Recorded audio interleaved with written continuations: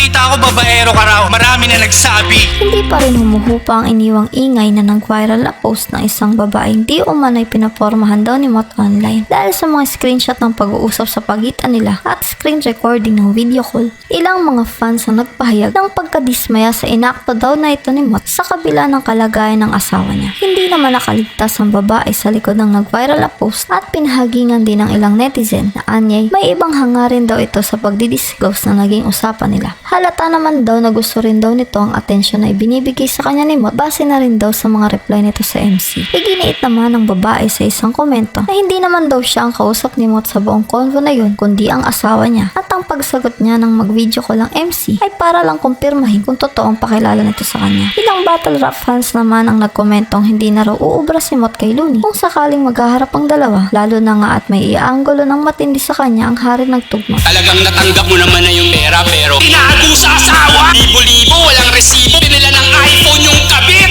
Alam ba ng asawa mo na niloloko mo siya? Sa tuwing lalabas ka ng bahay, may katagpuan kang iba?